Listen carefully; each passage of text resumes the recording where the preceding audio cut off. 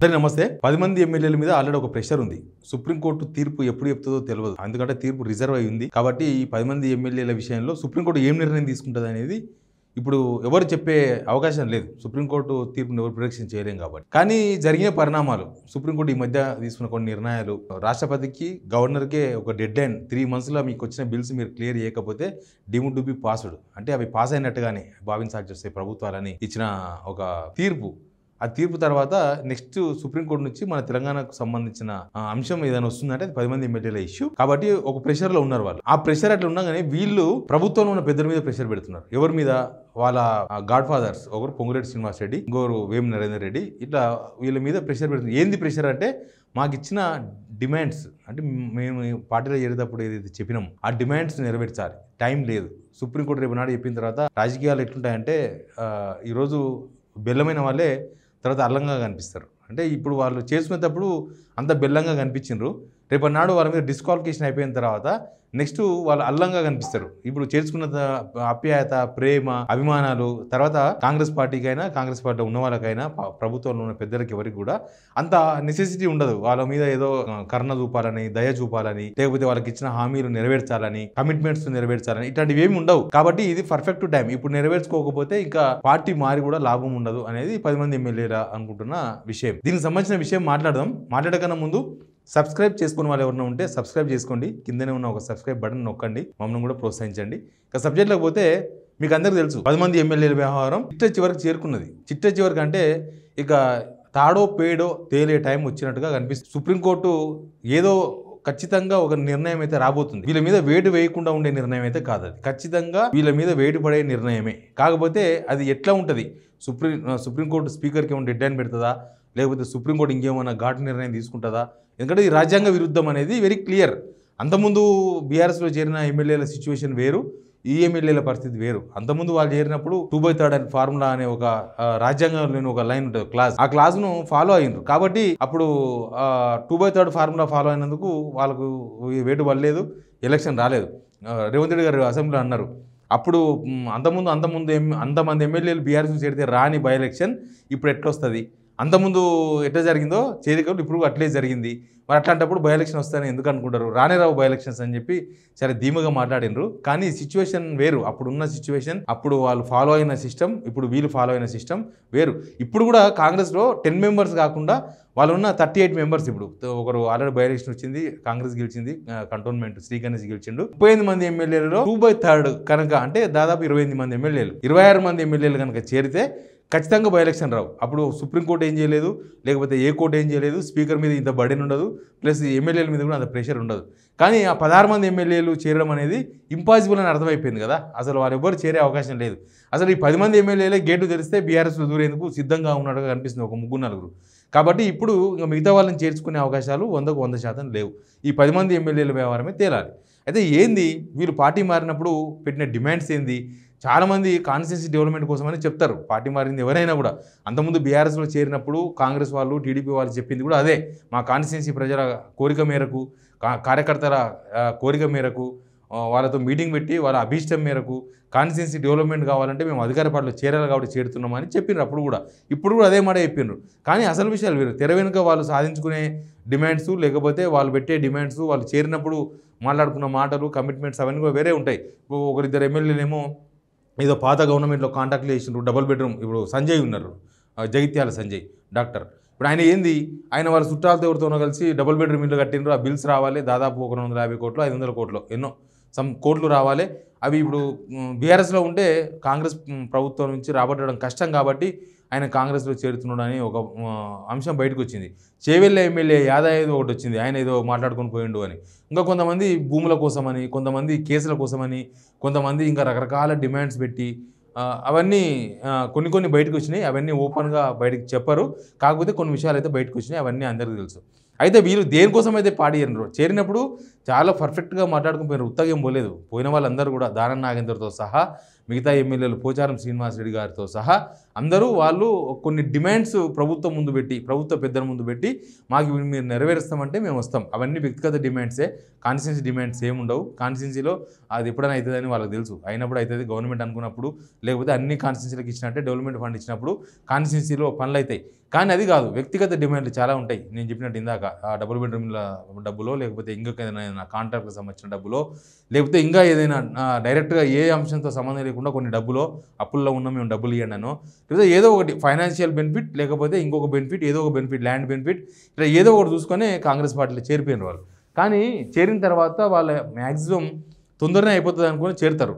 కాకపోతే పని కాలే. సేమ్ ప్రజలకు 6 గ్యారెంటీలు ఎట్లయితే కాలేదో వీళ్ళకి ఇచ్చిన గ్యారెంటీలు కూడా కాంగ్రెస్ పెద్దలు వాటిని ఇవ్వలేకపోయినారు.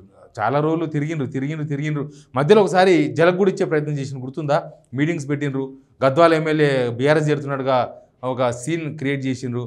ఆయనతో పాటు ఇంకా 1-2 ఎమ్మెల్యేలు మేము కూడా బీఆర్ఎస్ పోతున్నామన్న ఒక ఫీల్ ఇచ్చిండ్రు ప్రభుత్వానికి. అప్పుడు ఏకంగా పోచారం శ్రీనివాసరెడ్డి ఇంట్లో రాత్రి డిన్నర్ పెట్టిండ్రు. రేవంత్ రెడ్డి పోయిన డిన్నర్కు పోయి అప్పుడే పొంగులేటి శ్రీనివాసరెడ్డికి బాధ్యతలు అప్పగించారు. మీరు టెన్షన్ పడకండి, మీ పనులు మొత్తం చేస్తాం, మీరు ఇట్లా ఆ పార్టీ మళ్ళీ పోతాం, వెనక పోతాం, ముందరకు పోతాం, కేటీఆర్ని కలుస్తాం, హరీష్ రావుని కలుస్తాం, ఇట్లాంటివి ఏమీ పెట్టుకోవద్దు, మీకు ఏం కావాలని కూడా పొంగులేటి శ్రీనివాసరెడ్డి ఉన్నాడు, మీరు ఆయనతో మాట్లాడుకోండి. అస్తమానం నన్ను కలవాలంటే కుదరదు, అస్తమానం నేను ఫోన్లు ఎత్తాను, అస్తమానం నేను అందుబాటులో ఉండను, మా ఇంటికి కూడా మీరు రావద్దు, మీరు ఏమన్నా కూడా పొంగులేటి శ్రీనివాసరెడ్డితో మాట్లాడుకోండి. లేకపోతే ఇప్పుడు గద్వాల ఎమ్మెల్యే ఉన్నాడు, జూపల్లి కృష్ణారావుతో మాట్లాడుకోండి, నువ్వేమైనా ఉంటే నీకు ఏమైనా సంబంధించింది ఏమైనా సరే ఆయనతో మాట్లాడు. ఇంకా ఏమైనా డిఫరెన్స్ ఉన్నప్పుడు పొలిటికల్ సెక్రటరీ, మొత్తం పర్సనల్ సెక్రటరీ ఉన్నాడు కదా, ఏమంటారు ఆయన, అడ్వైజర్ వేమనరేందర్ ఉన్నాడు, వేమనరేందర్తో కలిసి మాట్లాడండి, ఇవన్నీ కూడా చెప్పేసి వాళ్ళను ఆయన చెప్పి కూల్ చేసి వదిలేసిండ్రు. కానీ ఇప్పుడు ఏమైందంటే అప్పటి నుంచి ఇప్పటికీ డెవలప్మెంట్ ఏం లేదు. వాళ్ళు తోగ జాడిస్తామని చెప్పినప్పటి నుంచి, ఆ మీటింగ్ జరిగినప్పటి నుంచి ఇప్పటి వరకు వాళ్ళకి ఇచ్చిన హామీల విషయంలో కానీ, వాళ్ళకి ఇచ్చిన కమిట్మెంట్ల విషయంలో కానీ ప్రభుత్వం నుంచి ఏమీ రాలేదంట వాళ్ళకు. వాళ్ళు ఏంటంటే ఇంకా వస్తుంది, ఇంకా రేపు వస్తుంది, మాపు వస్తుంది. ఇప్పుడు 5 సంవత్సరాల వరకు వీళ్ళ మీద వేడి పడదంటేనేమో ఇంకో 3-4 సంవత్సరాలు గవర్నమెంట్ ఉంది, సరే ఇయ్యాలి కాకపోతే రేపు వస్తుందని అవకాశం ఉంటుంది, ఆలోచన కూడా ఉంటుంది. కానీ ఇప్పుడు అది కాదు, సుప్రీంకోర్టు ఫుల్ ప్రెషర్ పెడుతుంది. ఏకంగా గవర్నర్కు 3 నెలల డెడ్ లైన్ పెట్టింది, రాష్ట్రపతికి 3 నెలల డెడ్ లైన్ పెట్టింది.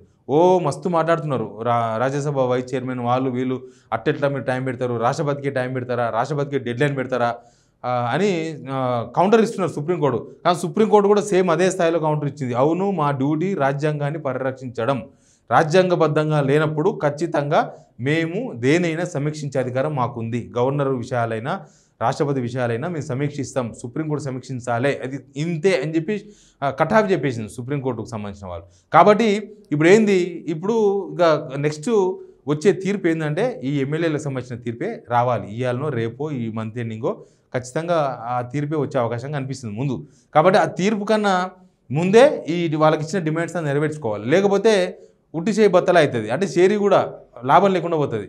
కాన్స్టిట్యున్సీ అనేది తర్వాత, కాన్స్టిట్యున్సీ అనేది ఇంకా టైం ఉంటుంది, వాళ్ళ ఎమ్మెల్యేలు ఉంటే తర్వాత. కానీ రాజకీయాల్లో ఎట్లుంటుందంటే సిస్టమ్ అంతా మంచిగా ఉన్నప్పుడు, మనం మంచిగా ఉన్నప్పుడే అవతల పనులు అవుతుంటాయి, అవతలలో మనం బలకరిస్తారు. పొలిటికల్గా మీకు తెలుసు, గెలిచిన వాళ్ళకు ఓడిపోలకు ఎంత డిఫరెన్స్ ఉంటుందో. ఓడిపోయిన వాళ్ళను ఎవ్వరు పట్టించుకోరు, గెలిచిన వాళ్ళ చుట్టూ అందరూ ఉంటారు, జనం ఉంటారు, పిఏలు ఉంటారు, పిఆర్ఓలు ఉంటారు, కార్యకర్తలు ఉంటారు, మొత్తం ఉంటుంది వాళ్ళ వెంబడే సిస్టమ్ అంతా, ఆఫీసర్లు ఉంటారు. ఓడిపోయిన వాళ్ళ మాట ఏ ఆఫీసర్ వినడు సామాన్యంగా, గెలిచిన వాళ్ళ మాట వింటాడు. అది ఇంకా అధికార పార్టీ అయితే ఇంకా ఎక్కువ ఉంటుంది. అధికార పార్టీలో ఓడిపోతే చెల్లని బిల్ల కన్నా ఇంకా అసలు ఉంటుంది, చెల్లని బిల్లనన్నా ఎక్కడన్నా ఎప్పుడైనా పనికొస్తుందేమో ప్రయత్నం చేద్దాం అనుకుంటారు. కానీ ఓడిపోయిన వాళ్ళు, అధికార పార్టీలో ఓడిపోయిన వాళ్ళతోనైతే ఏమీ పని ఉండదు, వాళ్ళకు చెల్లని బిల్లకు ఉన్నంత వాల్యూ కూడా ఉండదు. కాబట్టి రేపు సుప్రీంకోర్టు ఏదో ఒక డిసిజన్ తీసుకునే అవకాశం ఉంది. అది జరిగిన తర్వాత వీళ్ళు మాజీ ఎమ్మెల్యేలు అయిపోతారు ఖచ్చితంగా. సుప్రీంకోర్టు డైరెక్ట్ నిర్ణయం తీసుకుంటుందా, లేకపోతే స్పీకర్ కూడా ఒక డెడ్ లైన్ పెట్టి మీరు ఖచ్చితంగా ఈ డెడ్ లైన్లోపు నిర్ణయం తీసుకోమని చెప్తుందా సుప్రీంకోర్టు, ఏదో ఒక తీర్పు అయితే రాబోతుంది. అంతేగాని దీన్ని వదిలేసే అవకాశం అయితే లేదు. ఎందుకంటే వాళ్ళు రాజ్యాంగాన్ని పరిరక్షించడం అనేది సుప్రీంకోర్టు మా బాధ్యత అని చెప్తున్నప్పుడు, ఇక్కడ వీళ్ళు 10 మంది చేరడం కూడా రాజ్యాంగబద్ధంగా లేదు. 2/3 చేరితేనేమో రాజ్యాంగబద్ధంగా ఉండేది, కానీ ఇది రాజ్యాంగబద్ధంగా లేదు. రాజ్యాంగబద్ధంగా లేనప్పుడు ఖచ్చితంగా ఇవాళ కాకపోతే రేపో ఎల్లుండో మ్యాక్సిమం 6 months, అంతకు మించి ఉండదు. ఒకవేళ గవర్నర్కి పెట్టినట్టు, రాష్ట్రపతికి పెట్టినట్టు స్పీకర్ 3 నెలలు టైం పెట్టిన అనుకోండి, అది పెద్ద మ్యాటరే కాదు. ఏప్రిల్ అయిపోతుంది, మే, జూన్, జూలై కల్లా వాళ్ళు మాజీ ఎమ్మెల్యేలు అయిపోతారు. మాజీ ఎమ్మెల్యేలు అయిపోయిన తర్వాత వేం నరేందర్ రెడ్డి కూడా అపాయింట్మెంట్ ఇవ్వడు, పొంగులేటి శ్రీనివాస్ రెడ్డి కూడా అపాయింట్మెంట్ ఇవ్వడు. ఇక వీళ్ళకి డిమాండ్స్ అన్ని కూడా అట్లే పాసి పడిపోతాయి, మూల పడిపోతాయి. వాళ్ళకి తెలుసు ఆ విషయం. ఎందుకంటే పోయిన వాళ్ళంతా కూడా చాలా ముదురులు. వాళ్ళు కొత్తగా ఎమ్మెల్యే అయినా, 2వ సార్లు ఎమ్మెల్యేలైనా, 4 సార్లు ఎమ్మెల్యేలైనా వాళ్ళకంతా ఈ రాజకీయాలంతా కూడా బాగా తెలుసు. పెద్ద ముదురు కేసులు అవన్నీ కూడా. కాబట్టి ఇప్పుడే ఈ సుప్రీంకోర్టు తీర్పు వచ్చే లోపలనే ఈ డిమాండ్స్ అని సాధించుకోవాలి. లేకపోతే ఇంకా వేస్ట్. ఆ డిమాండ్స్ నెరవేరవు. లాస్ట్కి ఏమైపోతుంది అంటే ప్రతిపక్షంలో ఉంటే కనీసం బై ఎలక్షన్ వచ్చే అవకాశం ఉండేది కాదు. అదే బీఆర్ఎస్లో ఉంటే ఖచ్చితంగా ఇంకొక 3 సంవత్సరాలు ఎమ్మెల్యేలు ఉండేవాళ్ళు. ప్లస్ ప్రతిపక్షానికి ఉండే అడ్వాంటేజెస్ చాలా ఉంటాయి. మనం చూస్తున్నాం కదా. ఇప్పుడు బీఆర్ఎస్ 10 లక్షల మందితో సభ పెట్టాలనుకుంటుంది. అధికార పార్టీకి ఆ ఫెసిలిటీ ఉండదు. వాళ్ళు సభ పెట్టలేరు, 10 లక్షల మందిని తేలేరు. అధికార పార్టీలో ఎవరున్నా కూడా, బీఆర్ఎస్ కూడా 10 సంవత్సరాల అధికారంలో ఉన్నది. 10 సంవత్సరాల అధికారం ఉన్నప్పుడు ఇట్లాంటి పెద్ద సభ పెట్టలే.